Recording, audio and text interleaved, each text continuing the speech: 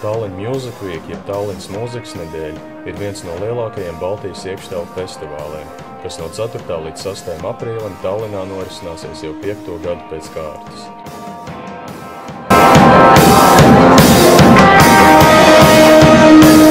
Festivāls, kur galvenais mērķis ir parādīt pasaulē Baltijas mūziku un kultūru, gadu laikā ir iegūst starptautisku atzinību. Šogad piesaistīdams vairāk kā 200 mūziķus no 20 dažādām pasaules valstīm.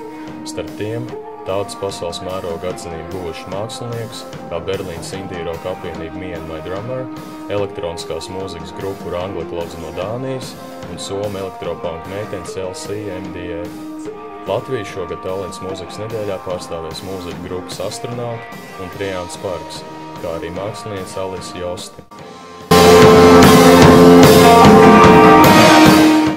Tas ir festivāls, kas Igaunijas un citu kaimiņu valsts spilgtākajiem, jaunākajiem un perspektīvākajiem mūziķiem dot iespēju sev pierādīt plašākai publikai.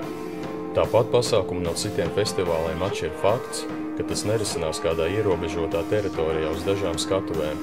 Visa apbarošā Tallinas pilsēta ir festivāla norises vieta. Mūziķis sniegs koncerts dažādos pilsētas bāros, kafejnīcās, veikalos, restorānos un pat savos viesnīcu apartamentos. Man ir tas prieks un gods šogad pārstāvēt Latviju šajā vienīgajā mūzikas konferencē. Grupas Trijāns Parks koncerts ir paredzēts 5. aprīlī plaši pazīstamajā Hard Rock Café, kurā skatuvi noteikti dalīsimies daudziem citiem plaši pazīstamiem mūziķiem. Tallinā grupa Trijāns Parks ir prezentējis vismaz 5 jaunas dziesmas, kuras iepriekš nekur nav atskaņotas. Tā kā jebkurš mūzikas cienītājs un mīļotājs ir droši doties tepat uz mūsu kaimiņu valsti Igauniju un atbalstīt savējos. Festivālu noteikti ieteicams apmeklēt labas un kvalitatīvas mūzikas cienītājiem un atšķirīgās kultūras baudītājiem.